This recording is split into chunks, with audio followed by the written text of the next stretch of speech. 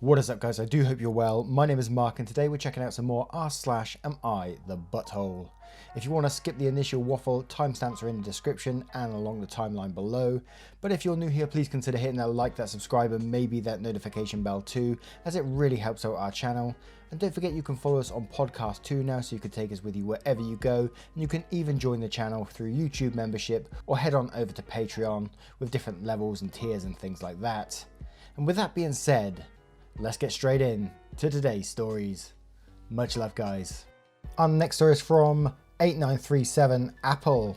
Am I the arsehole for tricking my copycat sister to cut her hair? I have a younger sister who looks exactly like me.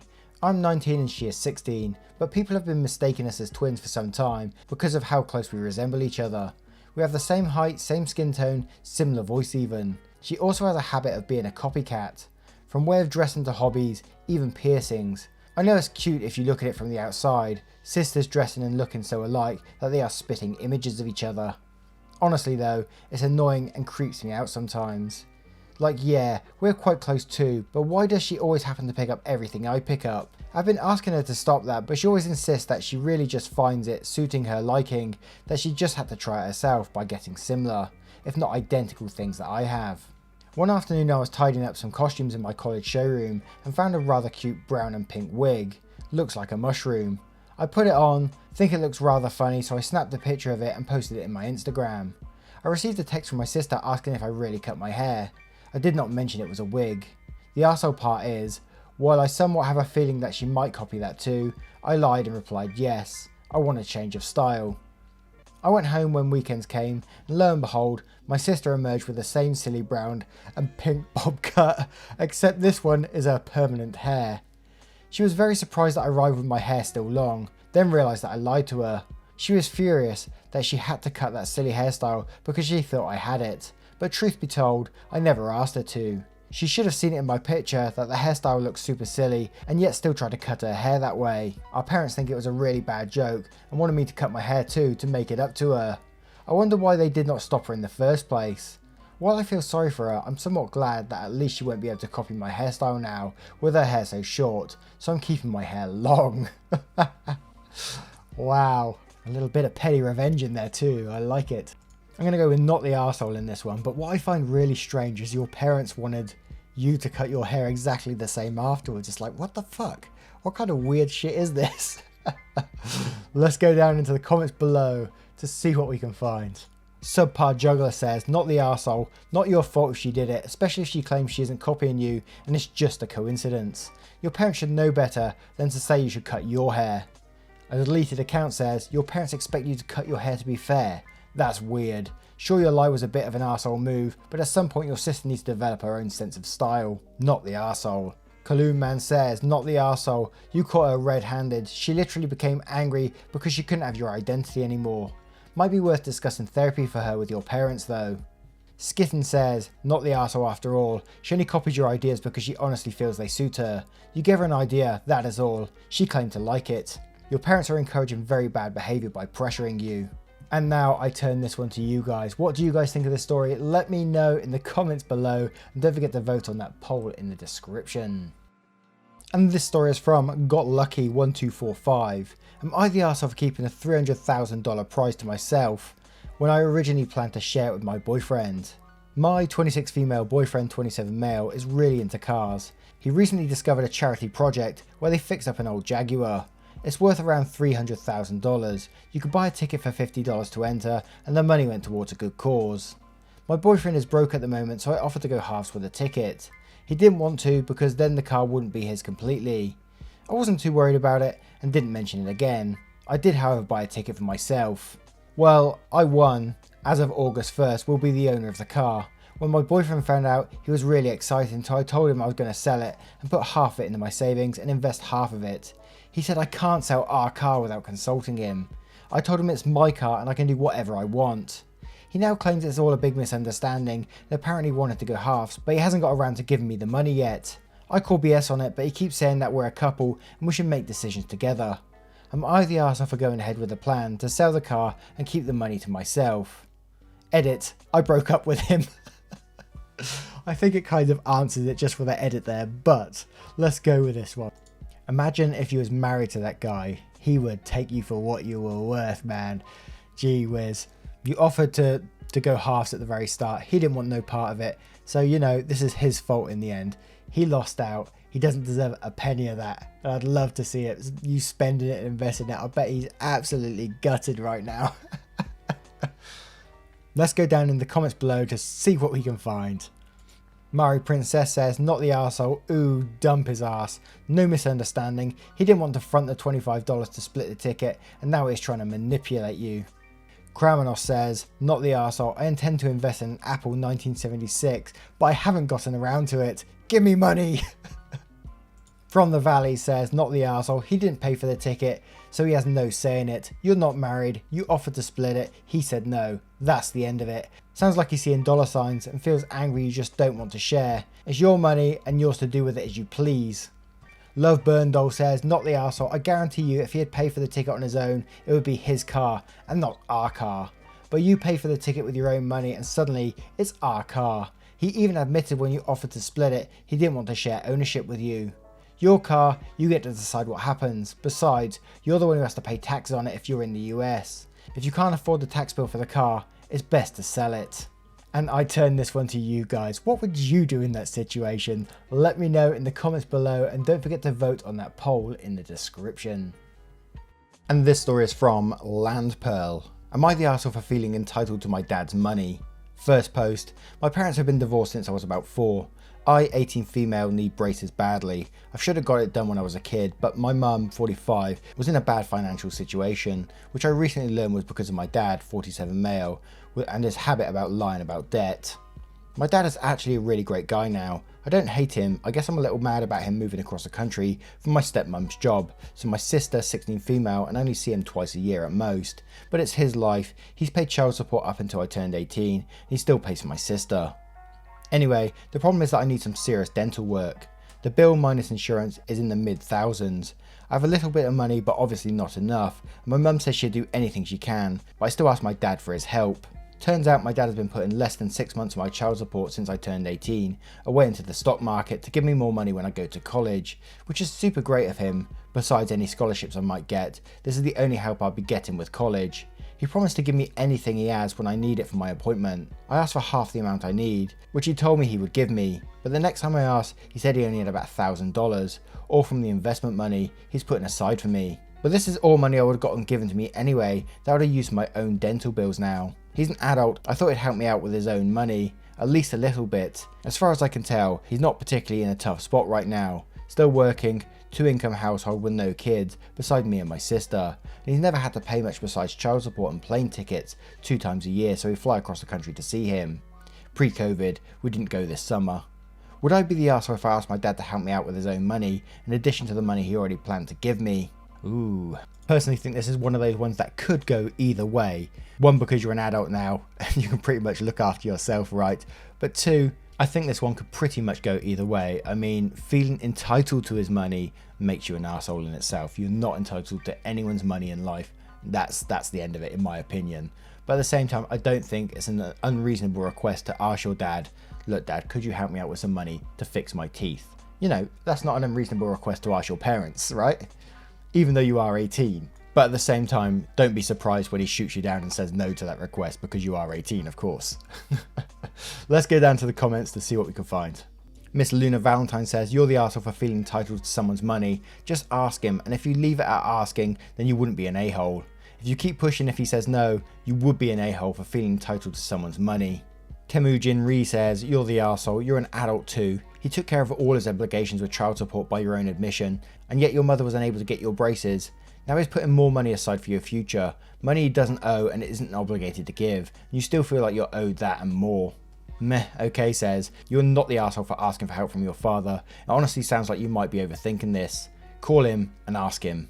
And I turn this one to you guys. What do you guys think of this story? Is OP the arsehole for asking for extra money to fix her teeth or not? Let me know in the comments below and don't forget to vote on that poll in the description. And our next story is from Londo Malari. Am I the arsehole of being upset that my girlfriend won't tell me what happened when I was drunk? Recently went out to drink with some friends. Just for context, we all get really drunk at times, including my girlfriend. We don't do this all the time, but every other weekend or so. There were times before when she'd call me the next day asking if she did anything fucked up. For example, once she called her mum to argue with her, and I am always happy to give her a recap, even if she was a bit of an annoying drunk. This time I ended up drinking much more than I wanted. For the longest time, I've been okay managing my drinking. I have fun and go to sleep, but this time I got really sick. I was thrown up the whole next day, and even days after my head hurt like hell. I remember that we were separated from our friends to go to another bar, who have no issues with anything that went down that night. I remember having a good time before that. I know we were talking to some random people, and then I don't remember anything. She'd asked me a few times if I remember what happened. I told her I don't, and she refuses to tell me. I asked her if we're okay, and she is ambiguous. Years ago, I had 2 bad experiences where I had some type of breakdown when I was too drunk. This makes me unsure if I said fucked up things, and if I said something to her or it was related to those other people. I really want to know this. Also, I don't want to excuse myself by being drunk, but without even knowing if something really bad happened, I don't know how to react. I think it's hypocritical that she refuses to tell me when she participated in getting drunk and knows what it's like to lose memory and act drunk. I usually can pace myself, but I lost it this time. Am I the arsehole for going from being overall apologetic to getting pissed that she can't at least tell me what happened? This whole post screams, just stop drinking, man. That you had a breakdown a couple of years ago, and you know, from where you was too drunk, and you're still doing it. That is not a good relationship with alcohol. If it sends you over the edge, just stop drinking, man. Otherwise you're going to end up in a real bad place in the future. So regardless of the judgment for the story, I'm going to say you're the arsehole just for abusing yourself like this, man. It's not good, not good. Let's go to the comments below to see what we can find. Old Lady Zero says, stop drinking. Starstuff89 says, you're the arsehole, you can't control your drinking. This is not a normal situation. She doesn't have to tell you or make okay anything you can't remember. Lobsterpot says, you're the arsehole for getting so blackout drunk that you have zero idea of what you did, making other people responsible for your own behaviour and any cleanup of same. And for being more upset with your partner, who seems to enable this binge drinking behaviour by indulging it with you, than with yourself for the risk that you pose on yourself and those around you when you're so severely intoxicated. I would ask a few things. Why are you worried about what you did or said? Why are you lying to yourself that your drinking is under control when it so clearly is not? Why are you not more concerned with your partner's bad experience of you that night than with wanting to relieve your own guilt and shame about the things you might have done? Nisa Disa Guy says, everyone sucks here. She should tell you and you should be able to control how much you drink. Panda Tree 157 says, I'm leaning more towards everyone sucks here just because it's not terribly fair that you'll give her a recap when she's blackout drunk, but she's not willing to do the same for you. Otherwise it would be, you're the arsehole. Getting blackout drunk is a giant red flag that your drinking may be out of control.